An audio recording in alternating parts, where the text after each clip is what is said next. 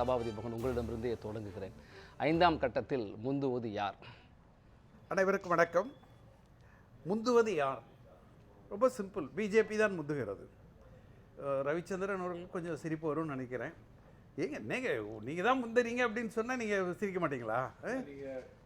கரெக்டாக தான் ஆரம்பிப்பீங்க, முடிக்கும் போது தான் பிரச்சனை இருக்கும். ஏன்னா பேராசிரியர் என்பதால அது புகழ்ச்சியா ஒரு கேள்வி கேட்டு தான் பேராசிரியர்னு வச்சுக்கிட்டீங்கன்னு வச்சுங்க, ஒரு மாணவன் அப்படிங்கிறாரில்ல, அதனால ஒரு கேள்வி கேட்டு முந்துவது யார்? பிஜேபி தான் முந்துகிறது. அதில் ஒன்றும் இருவேறுபட்ட கருத்துக்கு.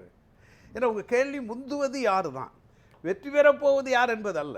முந்துவது யார் என்று சொன்னால் பிஜேபி தான் முந்துகிறது.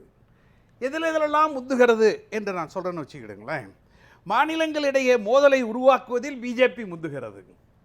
இந்து இஸ்லாம் என்று சொல்லக்கூடிய மத பிரிவினையை உருவாக்கி ஆழப்படுத்தி விரோதத்தை உருவாக்குவதில் பிஜேபி முந்துகிறது. அதாவது மத நல்லிணக்கத்தை சிதைப்பதில், ஆழ குழி தோண்டி புதைப்பதில் பிஜேபி முந்துகிறது.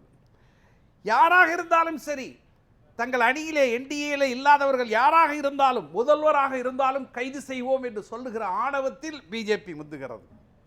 தேர்தல் ஆணையம் உள்ளிட்ட மத்திய அரசாங்கத்தினுடைய முகமைகள் இருக்கிறது அல்லவா, அவைகளெல்லாம் இறுக்கமாக தன் கட்டுப்பாட்டுக்குள்ளே வைத்துக்கொண்டு ஒரு நேரத்தில் ஒரு ஒரு ஒரு உயர்ந்த இடத்துல சொன்னாங்க, கேஜ்டு பேரட்ஸ், கூண்டுக்கிளிகளாக அவைகளை ஆக்கி விடுவதில் முந்தி நிற்கிறது.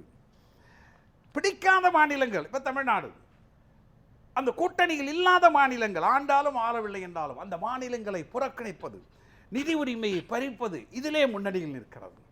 வெறுப்பு பேச்சு, பொய், இவைகளையெல்லாம் அள்ளி வீசுவது. ரொம்ப நாகரிகமாக நான் சொல்கிறேன். நான் பொய் பிரச்சாரங்களை ஒன்றும் இல்லை. இன்னைக்கு ஐயா யோகி ஐயா முதலமைச்சர் சொல்கிறாங்க, இன்னைக்கு காலையில் வந்திருக்க செய்தி, நாங்கள் பாகிஸ்தான் ஆக்குபைடு காஷ்மீரை பிடிப்போம் அப்படின்னு சொல்லியிருக்காங்க. இன்னைக்கு சொல்லிட்டு வர்றாரு சார். அருணாச்சல பிரதேசத்தில் 2 ஊரை பிடிச்சி சீனாக்காரன் அவன் பேரை வச்சு சீன மொழியில் அங்கே வச்சிருக்கான். அது என்னன்னு கேட்க மாட்டேங்கிறீங்க. நீங்கள் நம்மளுடைய பகுதியாக இருந்தால், இந்தியாவின் ஒரு பகுதி கட்டுப்பாட்டில் இருக்கிற பகுதியாக இருந்தால், அது எந்த நாட்டில் இருந்தாலும் அதை பிடிப்போம் என்று சொல்லுகிற பொழுது சபாபதி மோகன் ஒரு இந்தியனாக நான் வரவேற்கிறேன்.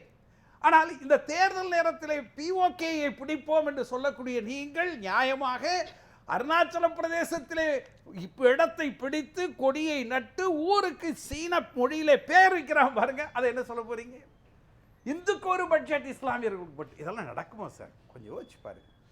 எனவே இந்த வெறுப்பு பிரச்சாரத்தை, இந்தியாவினுடைய பன்முகத்தன்மையை சிதைத்து சின்னாபின்னப்படுத்தி, பன்னாட்டு அரங்கில் ஸ்பிளண்டிட் இண்டிவிஜுவலிசம் என்று சொல்லுகிறோமே, அந்த பிரத்யேகமான தனித்தன்மை இருக்கிறதே, அந்த தனித்தன்மையை சிதைத்து சின்னாபின்னப்படுத்துவதில் பிஜேபி முதலில் நிற்கிறது.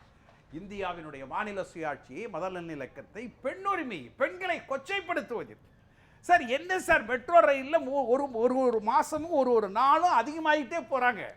அதில் ஒன்றும் தப்பு இல்லை. மெட்ரோ ரயில்ங்கிறது தலைவர் அண்ணன் தளபதி ஸ்டாலினுடைய பிரெயின் சைல்டு. அவர் தான் போய் ஜப்பானில் 15,000 கோடி பணம் வாங்கிட்டு வந்து கொண்டாந்தாரு. அந்த நேரத்தில் துரைக்கரண்ணா ஐயா மன்னிக்கணும், மெட்ரோ வேண்டாம், நீங்கள் மோனோ கொண்டு வரணும்னு சொன்னவங்கெல்லாம் உண்டு. ஆனால் இன்னைக்கு பார்த்தீங்கன்னா பஸ்ஸில் போகிறதுனால அதில் குறைஞ்சிடுது அப்படின்னு சொல்கிறார். இதெல்லாம் என்ன ஏற்றுக்கொள்ளக்கூடியதா? இன்னொரு மாநிலத்தையும் தமிழ்நாட்டையும் ஒற்றுறுத்தி நீங்கள் அந்த மாநிலத்துக்களிட ஒரு பகையை உருவாக்குறீங்களே, இது எப்படி நியாயப்படுத்த முடியும்? சார் நாங்கள் போய் எங்கள் ஊரில் இருந்து 10,000 பேர் 20,000 பேர் ட்ரெயின் ஏறி உத்தரப்பிரதேசில் பீகாரில் போய் வேலை செய்யல. ஆனால் உங்கள் ஊரில் இருந்து தான் 10,000 20,000 வரவேற்கிறோம், பாராட்டுகிறோம், வாழ்த்துகிறோம்.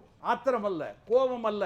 உங்கள் ஊர்லேருந்து தான் இங்கே வேலை செஞ்சுட்டு இருக்க அவனே என்ன சொல்லுவான், இது ஏண்டா இந்த யூபிக்கும் தமிழ்நாட்டுக்கும் அல்லது பீகாருக்கும் தமிழ்நாட்டுக்கும் இந்த சண்டையை ஏண்டா மோடி மூட்டு விடுறாரு அப்படின்னு அவங்களே கேட்பாங்க. இப்படிப்பட்ட பிரச்சாரங்களை எப்படி ஏற்றுக்கொள்வது சொல்லுங்க பார்ப்போம். இந்துக்கு ஒரு பட்ஜெட், இஸ்லாமியருக்கு ஒரு பட்ஜெட்டா? இதெல்லாம் பேசலாமா? முதலமைச்சர் பேசலாமா? சகோதரர் ரவிச்சந்திரன் வேணா மேடையில் நாளைக்கு போய் பேசலாம், அதில் ஒன்றும் தப்பு இல்லை.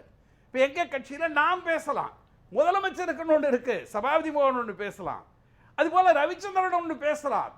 நீங்கள் ஒரு நாட்டினுடைய பிரதமர் பேசுகிறார் என்று சொன்னால் அதை எப்படி ஏற்றுக்கொள்வது?